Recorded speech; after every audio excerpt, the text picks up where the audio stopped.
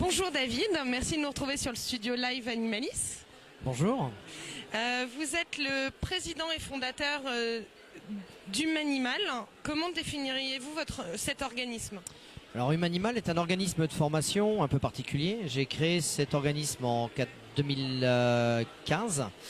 C'est un organisme qui a pour vocation de préparer un maximum de personnes au premier secours pour les animaux. D'accord. Et comment vous est venue cette idée en fait? En fait, tout simplement par la notion suivante. Il n'existait pas grand-chose dans les années 90, encore moins avant. Par rapport aux animaux, on peut avoir des problèmes, on peut avoir des maladies, on peut avoir des symptômes.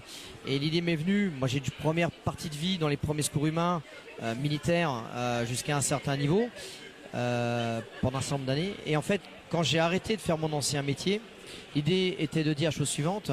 Moi je suis enquêteur maltraitance pour les animaux. Est-ce qu'on est capable de rendre aux animaux un minimum par rapport à ce qu'ils nous donnent? Par là, tout le monde pense bonheur, les partages. Et quand j'ai regardé un petit peu en discutant avec des vétérinaires, avec des associations de protection, avec des gens qui sont animaux et des propriétaires, l'idée est venue, enfin l'idée même, le retour d'expérience est venu de beaucoup d'animaux arrivent trop tard chez les vétérinaires. Beaucoup de personnes, quand il va y avoir un accident, vont réagir sur l'émotion. Et il va falloir absolument être capable de transmettre les vraies informations, de prendre les bonnes décisions, tout simplement à cause et grâce au lien que l'on a avec nos animaux de compagnie. C'est très compliqué à définir, mais la relation entre un homme et son animal de compagnie est parfois tellement fusionnelle que l'idée de se dire qu'il peut arriver quelque chose est déjà dramatique. Oui, en fait ils sont déjà stressés avant que ça arrive et ils savent pas trop. Mais comme pour tout humain, enfin quand ça arrive à une personne autour de nous, on ne sait pas comment agir si on n'a pas fait de formation de secourisme en fait.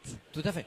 La différence c'est qui est un tout petit peu fondamental par rapport à l'animal, c'est que le lien qu'on va avoir avec son animal de compagnie va être à peu près le même lien qu'on va retrouver par rapport à une maman et son enfant. D'accord. On est sur une dimension où prendre un recul émotionnel est quelque chose de très compliqué.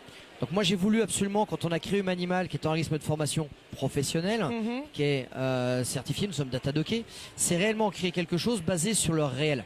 Donc, étudier l'animal, étudier l'éthologie de l'animal, la psychologie de l'animal, savoir comment fonctionne et communique un animal quand il est stressé ou quand il a mal. L'idée était de fournir derrière aux personnes, alors que ce soit du grand public ou du professionnel, l'idée c'est qu'il n'y a pas de pro, il n'y a pas de grand public. Quand il s'agit de sauver un animal, on veut tous être professionnels. Oui, c'est ça. Voilà, donc l'idée était de dire, qu'est-ce que je peux faire? Qu'est-ce que je suis en capacité de faire? Et derrière, qu'est-ce qui fait que je ne vais pas me retrouver dans, malheureusement, l'exercice de la médecine vétérinaire ou de la chirurgie vétérinaire? C'est pour ça qu'il fallait absolument cadrer les savoir-faire par des arbres de décision qui soient, homologués, qui soient validés, et qui permettent à n'importe qui de pouvoir stabiliser l'animal de façon à l'emmener mieux chez le vétérinaire. Le vétérinaire et le sauveteur.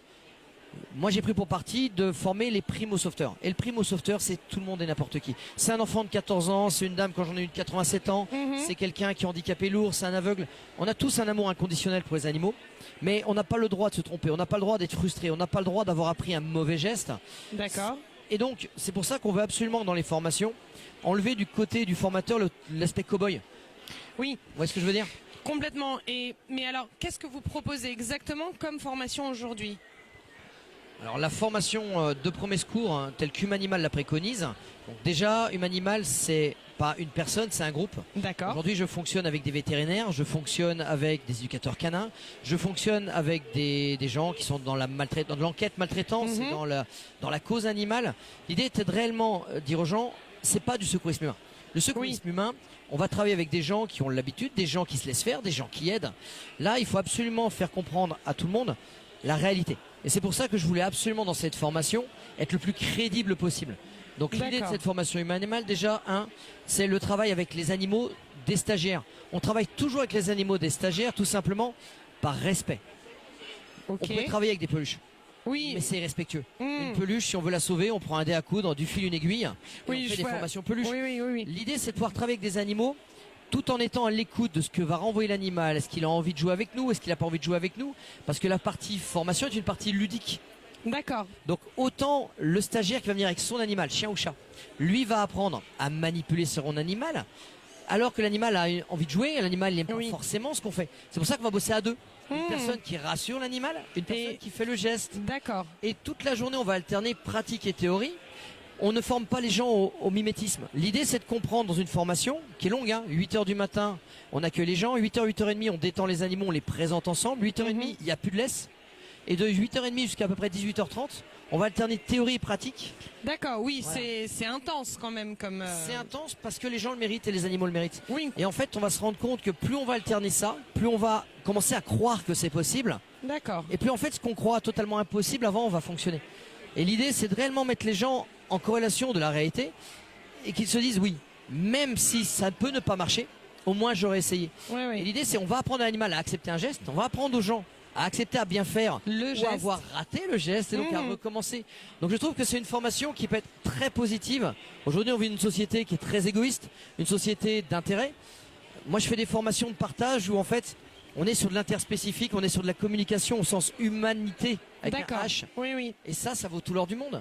Une des dernières formations qu'a fait Christophe, un de mes formateurs la semaine dernière à l'Île-sur-la-Sorgue, 18h30 c'était la fin, ils ont fini à 21h15.